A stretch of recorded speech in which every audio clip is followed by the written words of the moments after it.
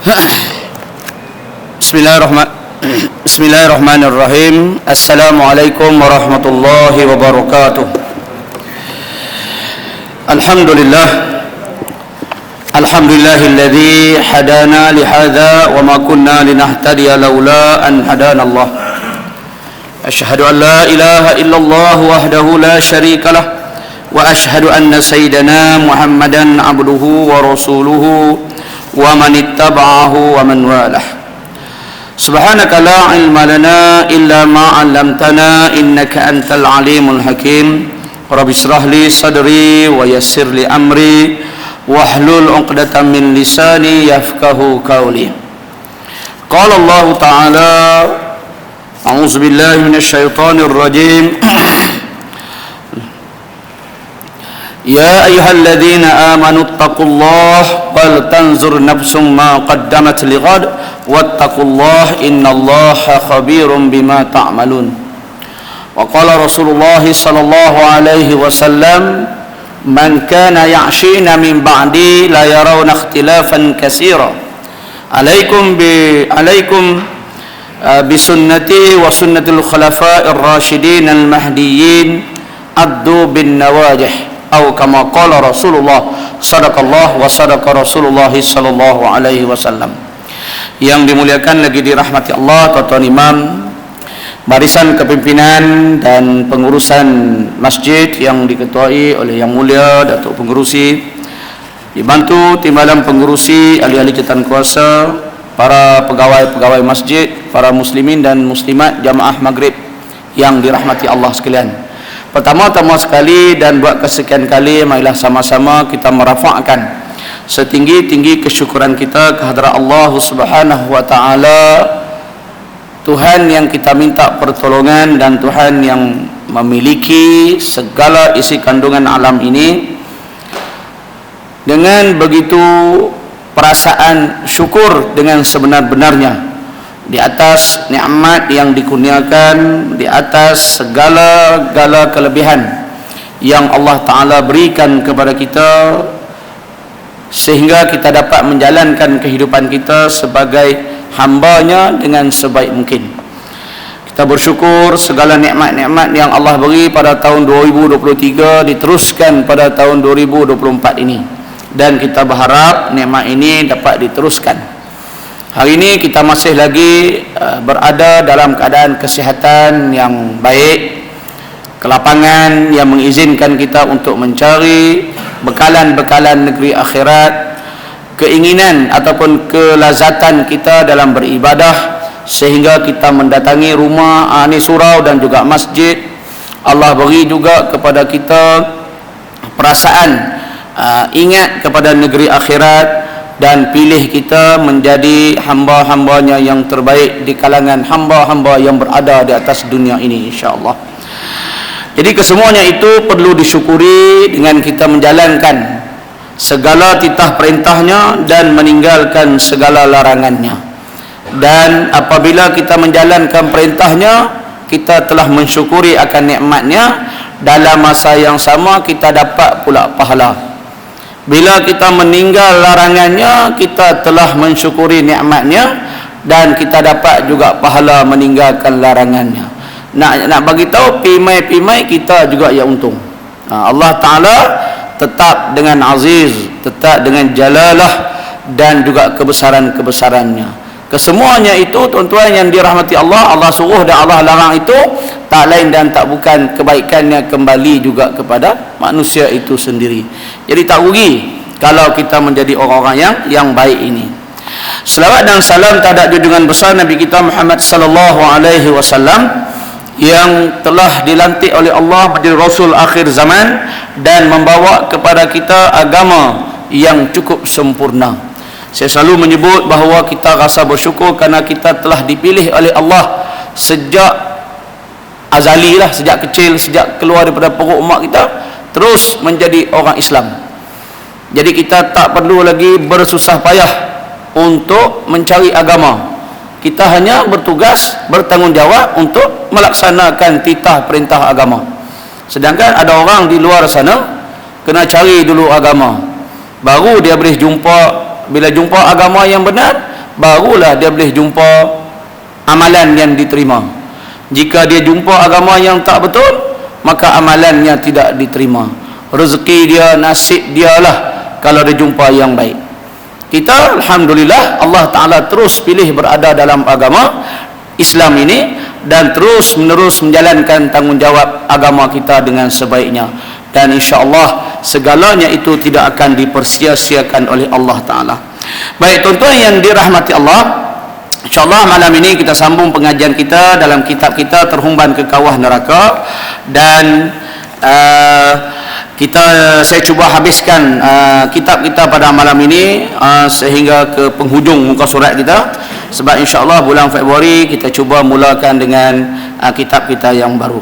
Qala musannif rahimahullahu taala wa nafa'na wa iyyakum bi ulumihi fi umurid darani insyaallah minal aminin.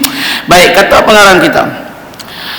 Jadi kita masih lagi membicarakan berkaitan dengan keadaan ahli syurga, ahli syurga, bukan, keadaan ahli neraka yang diperlakukan dengan sehina-hinanya, dan ahli syurga tertawa melihat gelagat ahli neraka tersebut. Okey, baik, malam ini kita sambung. Qala musannif rahimahullahu taala, perkara ini jelas sebagaimana firman Allah Taala dalam surah Al-Mutaffifin ayat 34 hingga 36 yang berbunyi a'udzubillahi minasyaitonir rajim falyawmal ladzina amanu minal kuffari yadhakun alal araiki yanzurun hal thuwibal kuffaru ma kanu yaf'alun. Sadaqallahul azim. Maka pada hari ini bermakna hari kiamat. Tuan-tuan, hari ini bermakna hari kiamat. Orang-orang yang beriman pula mentertawakan orang yang kafir itu. Hari ini orang kafir mentertawakan kita. Kan? Kita tengok dalam video Israel duduk di rumah orang Palestin dengan keadaan gelak ketawa, seronok kerana mereka berjaya menghina-hinakan orang Islam. Tapi di akhirat kelak orang yang beriman pula akan mentertawakan orang kafir ini. Kalau kita fikir mentertawakan di dunia ini bersifat sementara. Sebab itu saya ada baca satu post berkaitan dengan Palestin ini. Siapa-siapa tentera Israel ke, pegawai ke, ataupun anggota dia ke yang bergambar seperti Abu Ubadah tu, keesokannya mati. Ada kan? Kalau tuan-tuan ada dalam grup Timur Tengah tu, siapa-siapa yang mentertawa, mengejek, cuba berlakon sebagai Abu Ubadah tu yang jurucakap Hamas tu, esok ataupun 2 hari ni tu mesti mati, akan ditembak mati. Jadi benda tu macam satu keajaiban. Duduk gaya ataupun bercakap ejek-ejek sikit lah kan, maka mereka akan mati. Jadi pening, bingung memikirkan bagaimana ajal di sisi Allah tak ada pening kan. Cuma tentera orang Israel ini pening, macam mana mereka boleh mati. Sebab mereka mentertawakan orang kafir mati, dan di akhirat kelak orang Islam pula, orang beriman pula akan mentertawakan mereka. Sambil mereka berehat di atas pelamin-pelamin yang berhias, maknanya duduk atas takhta, duduk atas kursi. Orang ahli syurga lah kan, orang beriman tadi dia duduk atas kursi, dia tengok pertunjukan lah, macam tengok show, pesta daripada mentertawakan orang kafir.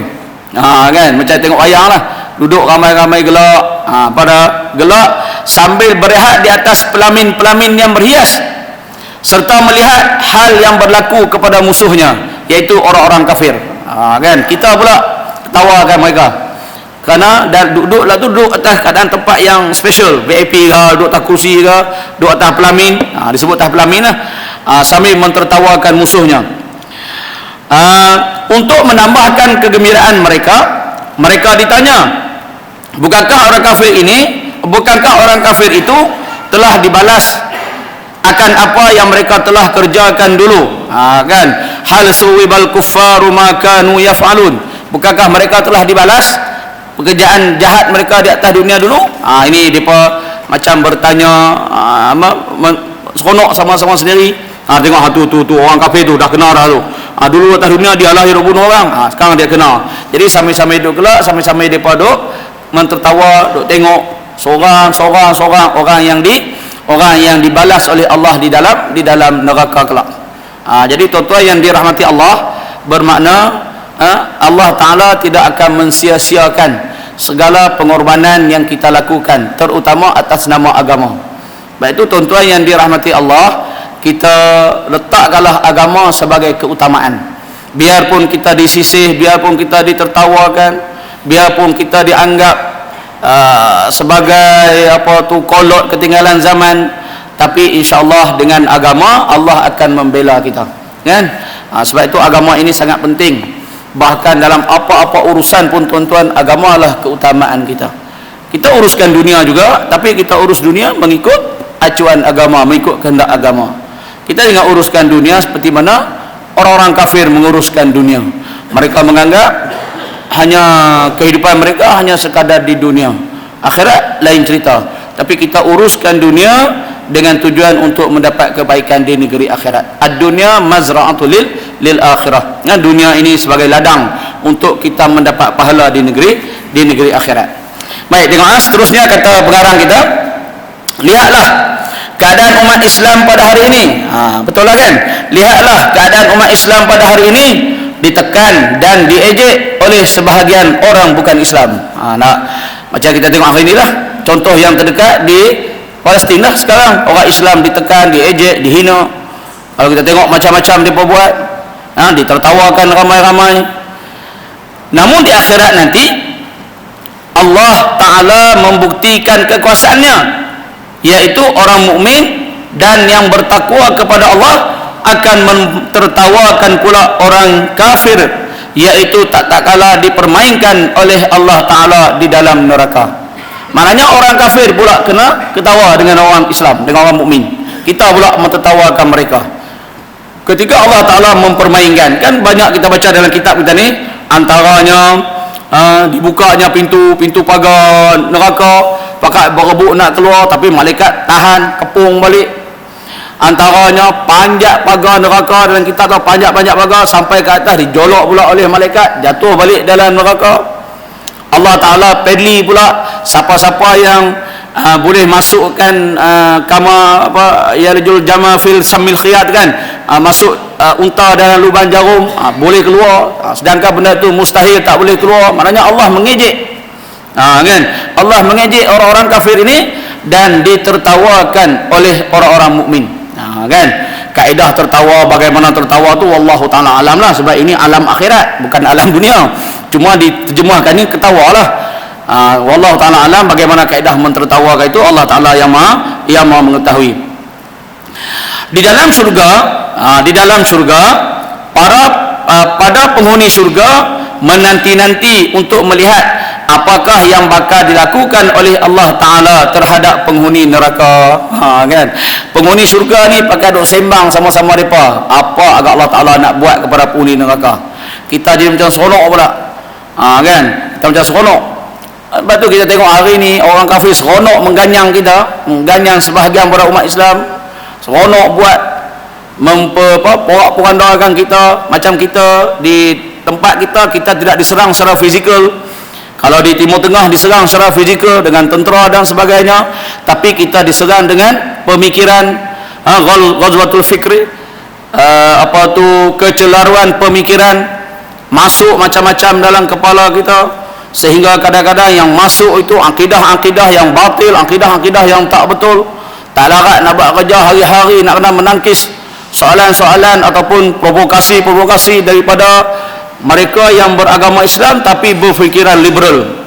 Tengoklah, nak tahu tuan-tuan, baru ni yang artis sebut tu, bina rumah pelacuran tu, kan, bina rumah pelacuran untuk menyelamatkan anak dara orang Melayu dia tu, kan. Macam seolah gali lubang tutup lubang. Saya tanya, saya rasa begitu kat orang foreign, orang asing, dia sendiri pun tak mau benda tu. Dia pun ada nak bini kat kampung dia. Tiba kita orang Melayu Islam, kita boleh buat cadangan macam tu. Tu tengok kan. Sampai dia kata nak kecam lah, dia kata, kan. Itu pandangan saya. Pada tak tu dia pegang dia punya pandangan itu. Jadi nak cerita bahawa kita tidak diejek, diserang dengan cara fizikal di tempat kita lah, tapi kita diserang dengan kaedah macam tu. Hari ini kita kadang bergaduh pasal isu-isu, dah berkurung-kurung zaman dah, kita dah isu tahlil, isu apa, kunut kan. Benda-benda macam tu hanya sekadar melekakan kita daripada memikirkan isu-isu yang lebih besar kan, isu-isu yang lebih besar yang perlu kita tangani. Sebab tu saya suka khutbah yang Jumaat baru ni tuan-tuan. Kan khutbah Jumaat ni tajuk apa kan? Tajuk baca kan, membaca. Tengok tuan-tuan statistik yang dikeluarkan oleh khatib, kalau tuan-tuan ingat lah, rakyat Malaysia berapa buah buku baca? Tuan-tuan ingat lagi? Tak ingat dah 20 buah buku setahun. Boleh rujuk boleh lah khutbah tu kan. 20 buah buku, naik 5 buku daripada 2-3 tahun lepas. 15 buah buku je setahun. Maknanya berapa minit je masa atau berapa jam je masa dihabiskan untuk membaca dalam sehari. Tak sampai sejam minit ni. Sedangkan negara-negara yang bukan Islam, Jerman, Jepun, Korea, mereka mempunyai tingkat bacaan yang sangat tinggi. Sebab itu khutbah itu saya setuju bahawa dia memberi kesedaran kepada kita ilmu ini boleh menangkis semua isu-isu yang berlaku, yang hadir dalam masyarakat kita. Dengan ilmu juga kita boleh menjadi orang yang menyaring sebarang maklumat-maklumat yang datang. Tapi oleh kerana kita tak berilmu, cadangan yang begitu teruk sekalipun disokong. Ada penyokong dia kan. Cadangan yang begitu kira-kira boleh dibakar sampah kan, disokong oleh sebahagian manusia. Jadi nak cerita bahawa betapa pentingnya ilmu supaya yang pertama dunia kita selamat, pemikiran tadi penjajahan pemikiran tadi tidak mengganggu kita. Yang kedua, di akhirat kita akan terselamat daripada masuk api neraka. Kerana dengan ilmu kita pandai membezakan yang mana lebih utama, yang mana yang dikeduakan, yang mana lebih aulawiyat, yang lebih diberi keutamaan kepada kita dalam kehidupan. Kita akan dapat maklumat, kita akan dapat menyaring yang mana yang terbaik. Contoh, kalau kita tengah buat kerja, tengah buat kerja, azan bunyi, mana satu aku nak buat kerja ke aku tak nak pergi masjid dulu? Setengah orang dia kata apa, sehari boleh sembahyang. Biasa orang fikir macam tu lah, sehari boleh sembahyang, ada lagi masa. Tapi kalau kita fikir balik, sembahyang awal waktu ini lebih afdal kan Ibnu Mas'ud tanya Nabi, amalu afdal, apakah amalan yang lebih baik? Salat li waqtiha, solat pada awal waktunya. Tapi setengah orang pada kita fikir tak apalah, sehari boleh sembahyang. Sedangkan kalau orang yang berfikir yang mana lebih utama dengan ilmu tadi, maka dia akan bergegas meninggalkan segala urusan dunia dia dan dia akan menumpukan perhatian kepada negeri akhirat. Sebab itu Allah sebut dalam Al-Quran yang kita selalu baca, wa bataghi fi ma ataqallahu daral akhirah wa la tansa nasibaka minad dunya. Dan Nabi memberi amaran, innad dunya halawatun muhdarah, dunia ini menggiurkan, sentiasa muda kan, sentiasa muda. Inna halalhu wa hisabuhu wa innal haramu iqabuhu. Yang kalau urusan dunia ni, yang lebih-lebih pasal halal pun dia akan dihisap, yang lebih-lebih pasal haram akan diazab. Dunia ni semua serba tak kena kan. Sebab tu kita tengok, kalau kita tumpu pada dunia, semua serba tak kena. Jadilah kisah apa tu yang dia katakan Luqmanul Hakim dengan anak dia tu yang naik kuda tu kan, semua serba tak kena. So ni tuan-tuan nak cerita bahawa dengan ilmu boleh menyelamatkan kita daripada menjadi manusia yang rugi di dunia dan rugi di akhirat. Baik tuan-tuan yang dirahmati Allah, dalam syurga terdapat lubang di dinding yang boleh dipandang jika seorang mukmin ingin melihat keadaan musuhnya sewaktu di dunia dulu. Kan? Macam tempat skodeng tu lah kan. Tak ingat cerita Piramli tu? Hak tebuk dengan paku. Kan? Atau wak mustar tu kan. Rupanya dia tebuk lubang tu nak skodeng sebelah. Bukan masuk zaman tu, nak cerita lubang tu. Teringatlah cerita Piramli tu kan. Ada lubang tu, dia boleh melihat melalui salah satu lubang itu. Ahli syurga boleh melihat bagaimana keadaan dalam neraka. Ahli syurga boleh melihat bagaimana keadaan dalam neraka. Tuan-tuan yang dirahmati Allah, kita bayangkan kita duduk dalam syurga, tengok ahli neraka, apa kita kata? Allahu Akbar, syukur, nasib baik aku tak masuk situ. Kan? Nasib baik kita tak masuk dalam neraka. Sebab tu neraka ini saya kata dulu bukan tempat yang boleh kita nak try and error. Rasa boring kita keluar. Tak, dia bukan jadi macam tu. Dia boleh melihat temannya dalam neraka bersama api yang sentiasa bernyala-nyala. Dia boleh melihat kawan-kawan dia yang duduk dalam api neraka yang sedang disiksa dalam keadaan api yang bernyala-nyala. Setelah berlalu kadar waktu sebagaimana yang dikehendakinya, sampai masanya ahli tauhid. Ini istimewanya kita Islam. Tu saya kata tadi, bitaqah tu kad syahadah la ilaha illallah itu jangan sekali-kali kita keluarkan daripada dada kita. Macam saya cerita dulu kan tuan-tuan, kadang-kadang kad itulah menjadi penyelamat kita. Kita yang Islam ini kadang-kadang mungkin dosa lebih banyak daripada pahala, kita masuk neraka dulu. Nauzubillah min zalik lah, tak maulah masuk neraka. Tapi kalau masuk neraka dulu, dia bukan bersifat abadan abada. Dia bukan bersifat selama-lamanya. Dia tak macam orang kafir. Orang kafir khalidina fiha abada. Mereka masuk di dalamnya dalam keadaan selama-lamanya. Orang Islam, orang ahli tauhid, maknanya ada la ilaha illallah itu, dia akan dikeluarkan dari neraka bila sampai tempoh masanya. Maknanya habis dah hukuman dia, maka dikeluarkanlah. So tuan-tuan, sebab saya cerita juga dulu kemarahan orang kafir, khususnya kafir harbi kepada kita orang Islam bukan atas sebab lain. Macam saya katakan dulu, kita tak pernah kita bukan menguasai dunia, kita bukan menguasai ekonomi, orang Islam bukan menguasai politik, tapi kita hanya ada la ilaha illallah. Akidah inilah yang dicemburui oleh mereka yang kafir, yang bersifat harbi lah. Dia ada muahad, ada azimi, itu cerita lain. Ini harbi yang tak puas hati dengan kita. Lepas tu tengok zaman Nabi Nuh, marah dekat Nabi Nuh bukan kerana apa pun, hanya kerana akidah. Zaman Nabi Daud pun sama akidah. Mari zaman Nabi Musa, Nabi Isa, akidah, semua akidah. Mari zaman Nabi pun akidah. Kan Nabi sebut man qala la ilaha illallah jannah, akidah lah tu kan. Mari Abu Lahab cakap, jangan dengar cakap anak saudara aku ni, dia ini pendusta, sihir dan sebagainya. Akidah saja.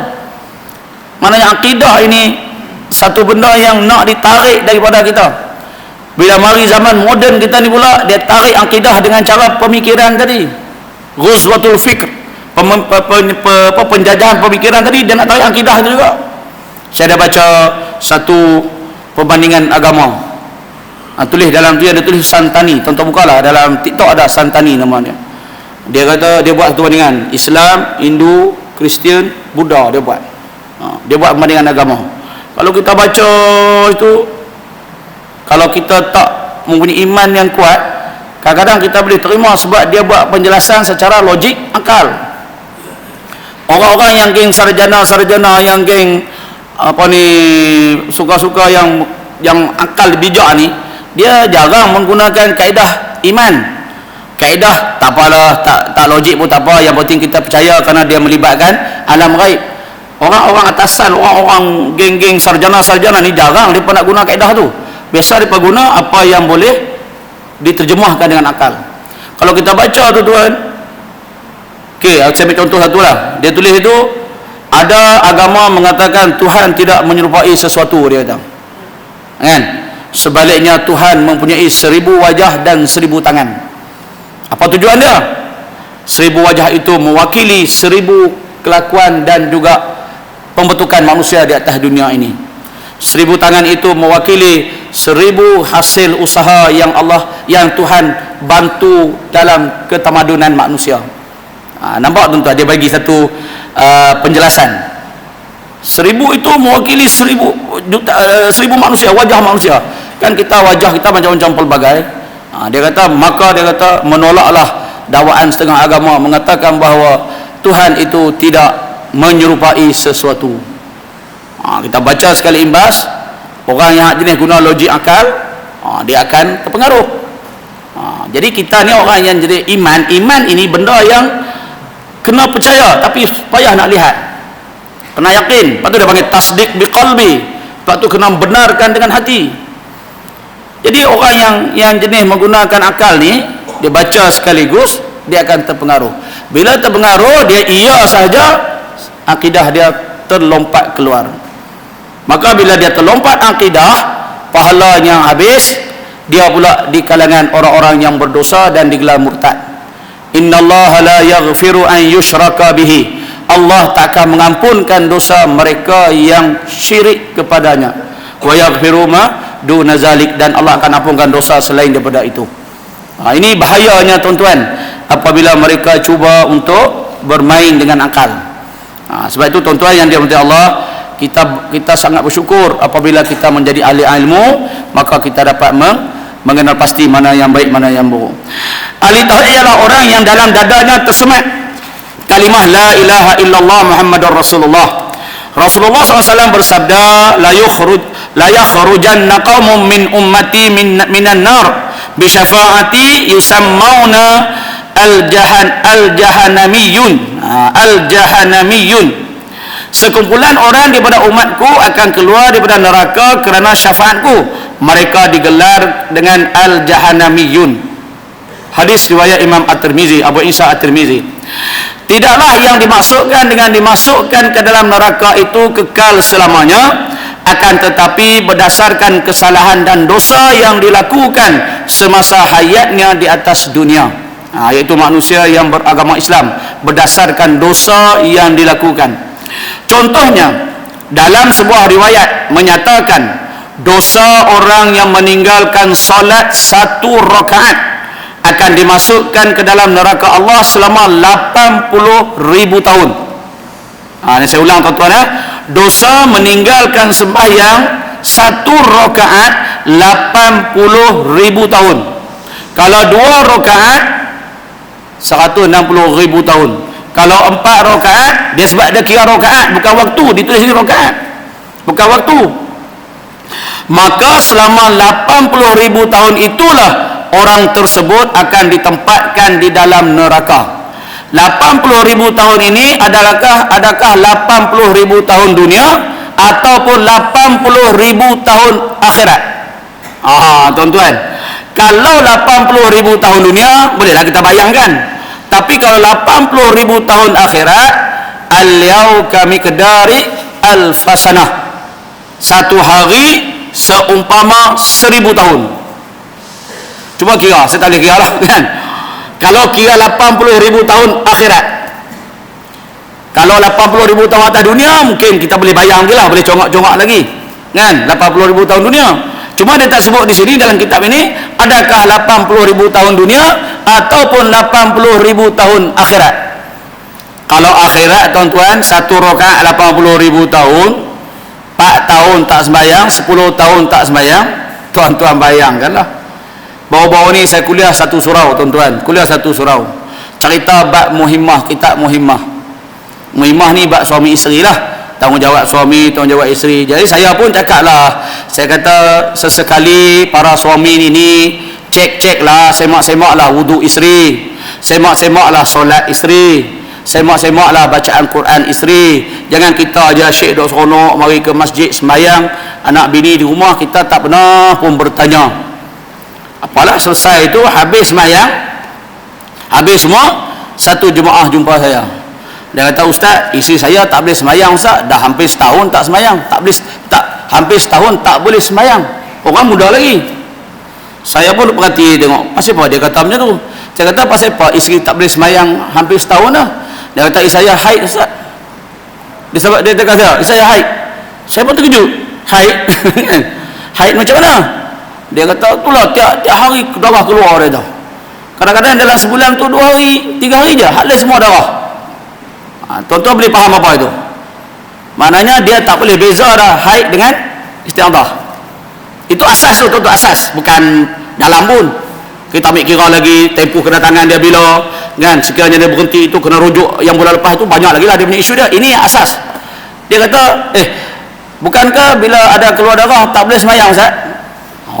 Kan, saya pun dah agak lah, Allahu Akbar kan. Saya pun ceritalah macam ni, sekian darah haid sekian-sekian, lepas tu lebihnya tu istiadah, apa yang patut dibuat. Baru dia kata, Allah Ustaz, isteri saya dah setahun lebih tak sembahyang Ustaz, macam mana nak buat? Nak buat macam mana?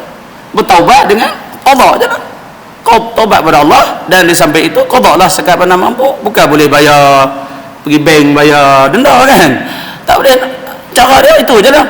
Tapi nak cerita tuan-tuan, dia tinggal semayang hampir setahun dalam keadaan menyangka bahawa darah haid sebulan berturut-turut. Tuan-tuan bayangkan satu rakaat sehari berapa rakaat? 17 rakaat kan? Darat lah. Dan sehari melibatkan 80,000 tahun. Sekali lagi, tahun itu adalah tahun akhirat ataupun tahun dunia. Kalau tahun akhirat, satu hari bersamaan dengan 1000 tahun. Baik, setelah selesai tempoh itu, tempoh hukuman dalam neraka tadi, dia akan dikeluarkan dari neraka dan dimasukkan ke dalam syurga Allah. Dalam kitab Imam Qurtubi dikatakan di dahi kita, geng-geng neraka jahanam tadi, di dahi ada tulis nama neraka, menyebabkan dia malu. Dia malu nak berhadapan dengan ahli-ahli syurga.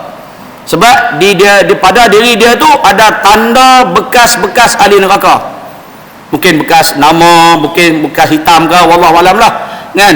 Macam kita lah, banduan keluar daripada penjara, dia ada rekod, orang semua tahu ini bekas banduan, ini bekas banduan. Jadi menyebabkan dia malu nak bergaul, sehingga dia mohon kepada Allah, dia minta doa kepada Allah supaya hilangkanlah bukti-bukti bekas ahli neraka tadi.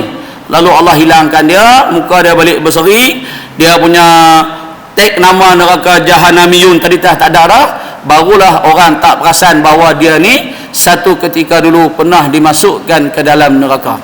Ini semua berlaku kerana apa? Rahmat Allah, syafaat Nabi. Lepas tu tuan-tuan saya kata tadi, sebab tu saya mulakan mukaddimah, saya sebut kebesaran Allah, saya sebut selawat atas Nabi. Kerana Allah dan Nabi merupakan kabel utama kita di negeri akhirat.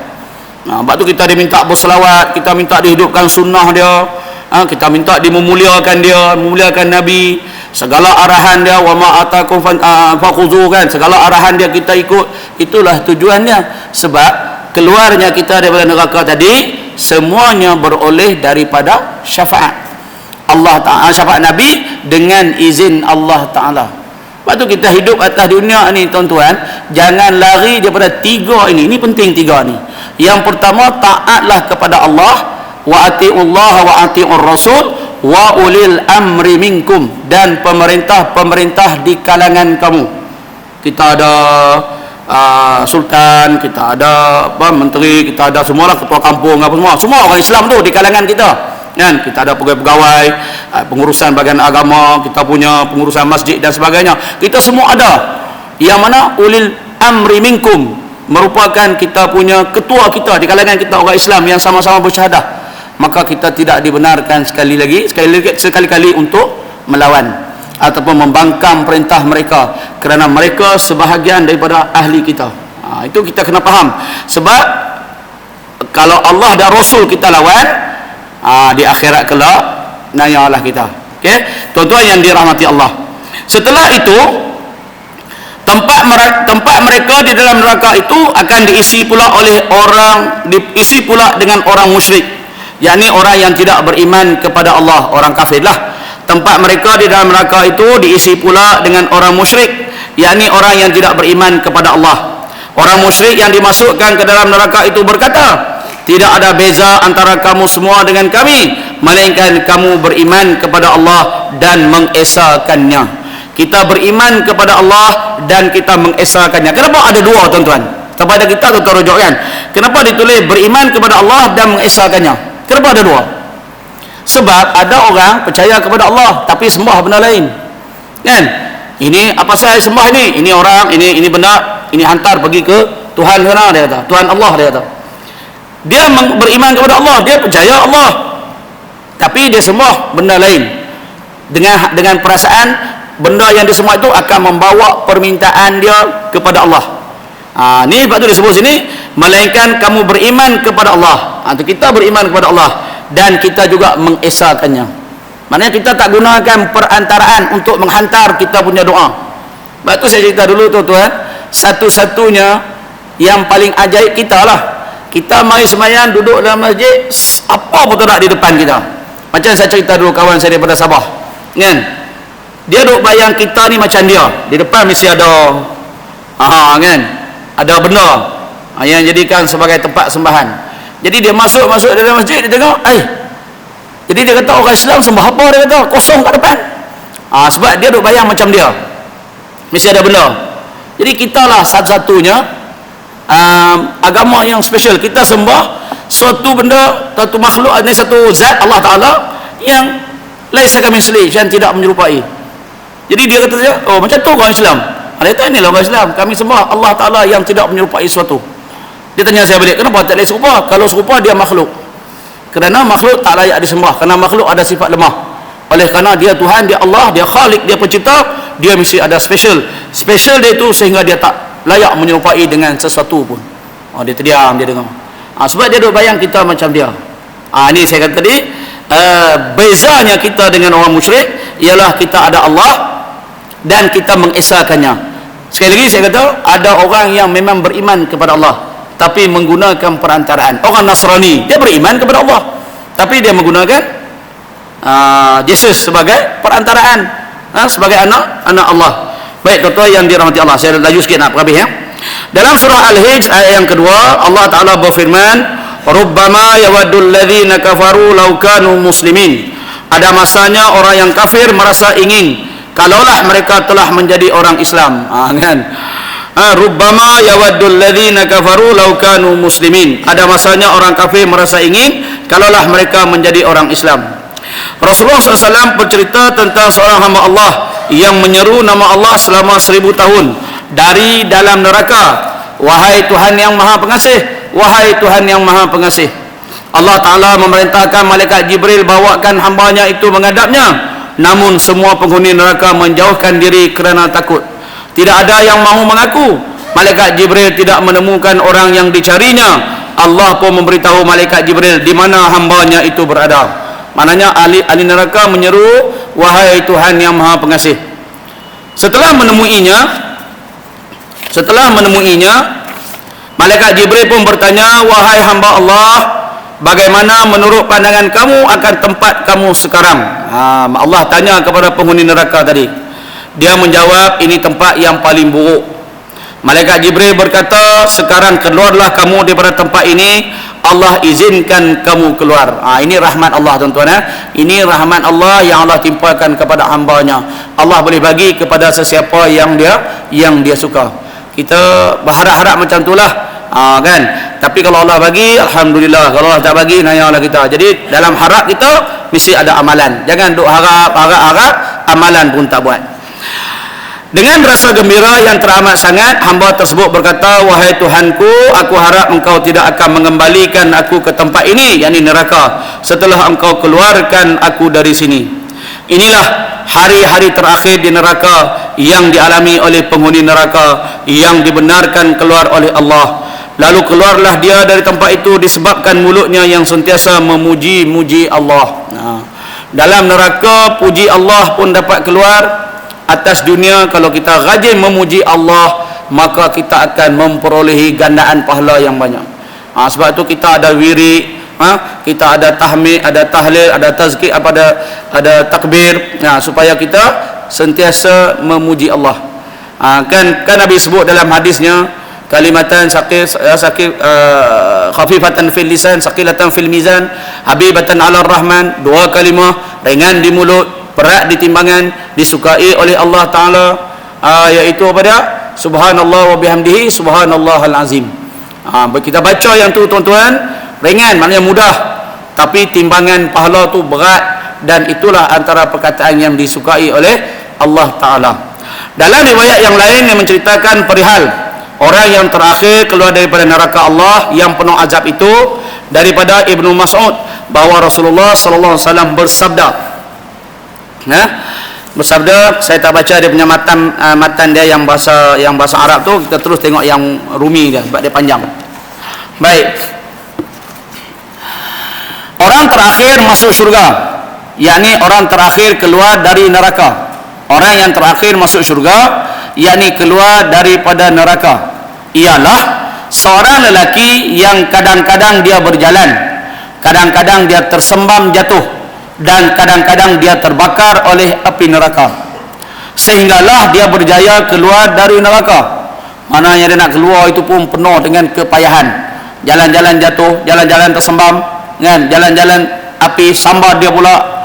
Nak cerita keluar dengan penuh kepayahan. Lalu dia berkata, Maha suci Allah yang menyelamatkanku dari neraka. Sesungguhnya Allah telah menganugerahkan aku suatu anugerah yang tidak dianugerahkan kepada sesiapa pun, sama ada yang terdahulu maupun orang yang terkemudian daripadaku. Dia pun melihat sebatang pokok yang amat jauh, lalu berkata, Ya Allah, dekatkan aku ke pohon itu, aku ingin berteduh di bawahnya dan meminum airnya.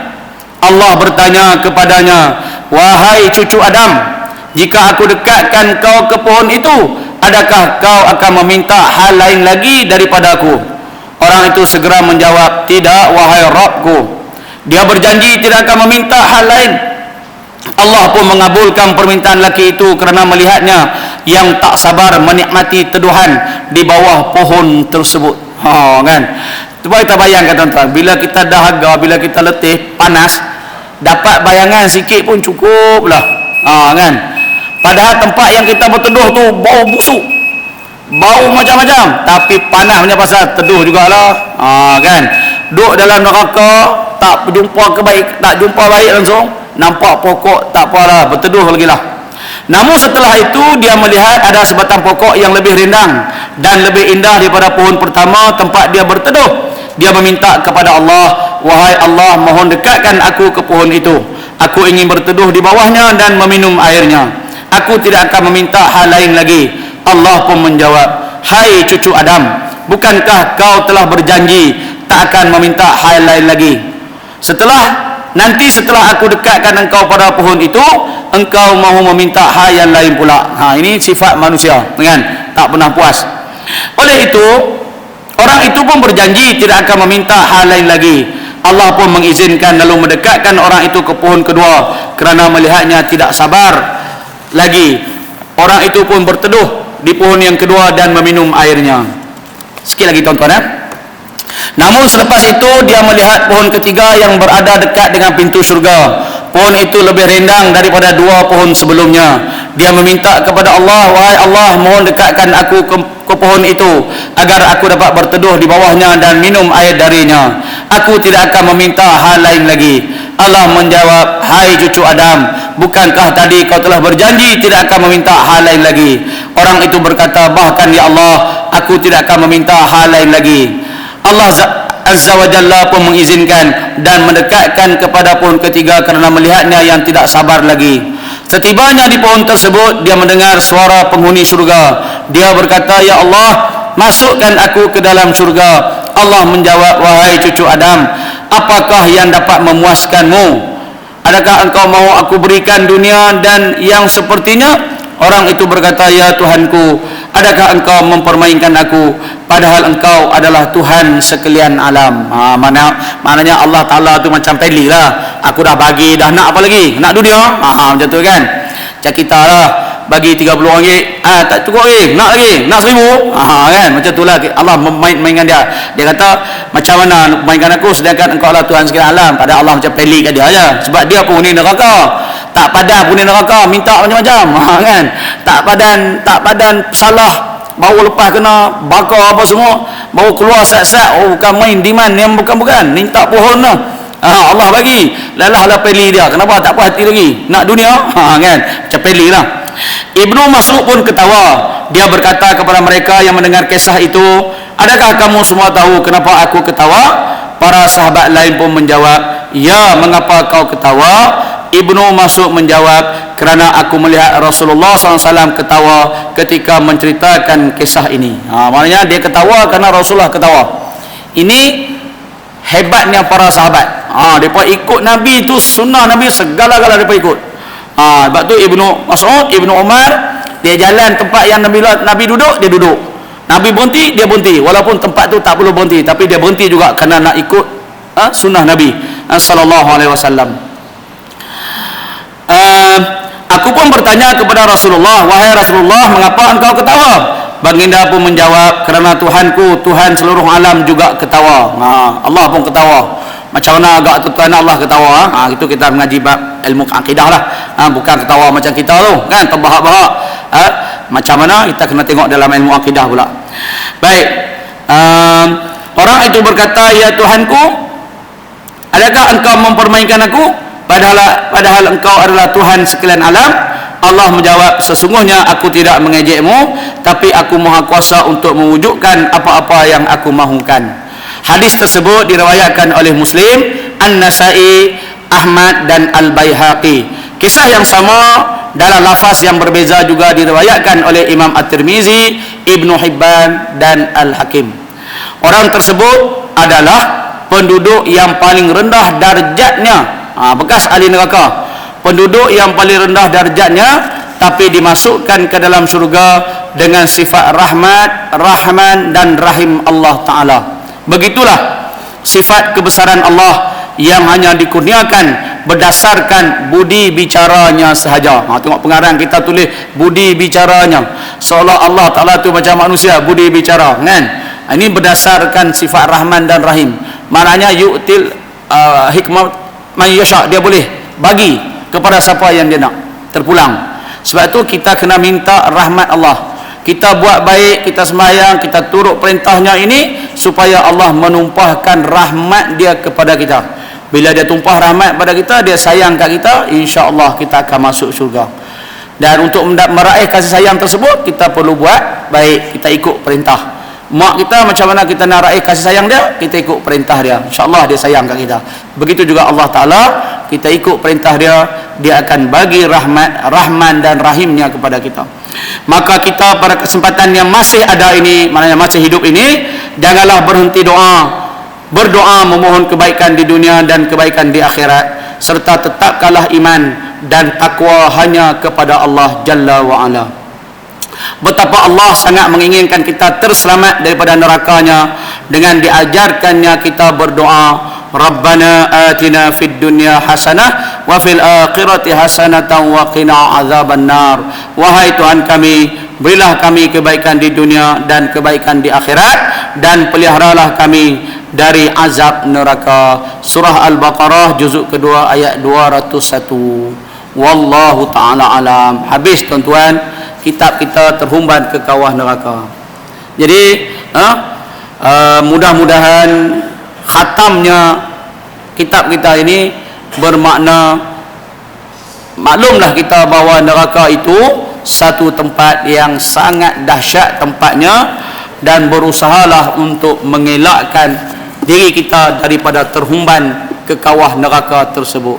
Na'udzubillah min zalik. Mudah-mudahan Allah selamatkan kita. Jadi wallahu ta'ala alam. Habis kitab kita, insyaAllah untuk perjumpaan kita bulan Februari, kita akan guna kitab yang baru. Nanti mungkin pihak jawatan kuasa lah, pengurusan akan aturlah kitab yang nak dipakai. Okey. Jadi saya minta maaf lah sepanjang kitab kita ini terdapat sebarang kekurangan dan kesilapan, terdapat sebarang maklumat-maklumat yang tak tepat. Minta maaf, dan mudah-mudahan Allah memberkati pertemuan kita. InsyaAllah mudah-mudahan kitab ini telah kita khatam dan telah berjaya kita jadikan sebagai panduan dalam kehidupan kita di dunia dan di akhirat. Tambah juga mengenai masa yang agak lebih sikit untuk menamatkan kitab kita pada malam ini. A'udzubillahi minasyaitonir minasyaitonir rajim. Bismillahirrahmanirrahim. Alhamdulillahi rabbil alamin, wassalatu wassalamu ala asyrafil anbiya'i wal mursalin wa ala alihi wa sahbihi ajma'in. Allahumma ighfir lana dhunubana wa liwalidina warhamhum kama rabbawna shighara wa lijami'il muslimina wal muslimat wal mu'minina wal mu'minat birahmatika ya arhamar rahimin. Allahumma rabbana hab lana min ladunka rahmah wa hayyi' lana min amrina rashada. Yassir umurana ya Allah. Rabbi yassir wa la tu'assir, Rabbi yassir wa la tu'assir, Rabbi yassir wa la tu'assir. Allahumma tammim bil khair, Allahumma tammim bil khair birahmatika ya arhamar rahimin. Allahumma inna nas'aluka ilman nafi'a wa amalan mutafassila wa rizqan halalan tayyiban mubarakan birahmatika ya arhamar rahimin. Allahumma ansur ikhwanana fi Palestin. Allahumma 'izzal Islam wal muslimin المسلمين اللهم أعز الإسلام والمسلمين في كل مكان وفي كل الزمان وعلى بلدان المسلمين عامة وعلى بلادنا هذا خاصة يا رب العالمين اللهم اجعل جمعنا هذا جمعا مرحوما وتفرقنا من بعده تفرقا معصوما ولا تجعل اللهم فينا ولا معنا ولا من يتبعنا سقيا ولا محروما ولا مطرودا اللهم زدنا ولا تنقصنا وأعطنا ولا تحرمنا وأكرمنا ولا تهنا وآسرنا ولا تؤسر علينا وارضنا وارض عنا واعف عنا يا الله يا كريم برحمتك يا أرحم الراحمين اللهم ربنا آتنا في الدنيا حسنة وفي الآخرة حسنة وقنا عذاب النار وادخلنا الجنة مع الأبرار عزيز يا غفار يا رب العالمين وصلى الله على سيدنا محمد وعلى آله وصحبه وبارك وسلم سبحان ربك رب العزة عما يصفون وسلام على المرسلين والحمد لله رب العالمين أقول قولي هذا أستغفر الله العظيم ولكم. Minta maaf, kita tutup dengan tasbih kifarah dan salatul as. Bismillahirrahmanirrahim. Subhanakallahumma wa bihamdika asyhadu an la ilaha illa anta astaghfiruka wa atubu ilaik. Bismillahirrahmanirrahim. Wal 'asri innal insana lafi khusr illa alladhina amanu wa 'amilus solihati wa tawassaw bil haqqi wa tawassaw bis sabr. Aqulu qawli hadza astaghfirullahal azim li wa lakum. Wassalamu alaikum warahmatullahi wabarakatuh. Wallahu ta'ala alam. Bismillahirrahmanirrahim. Allahumma shalli ala sayyidina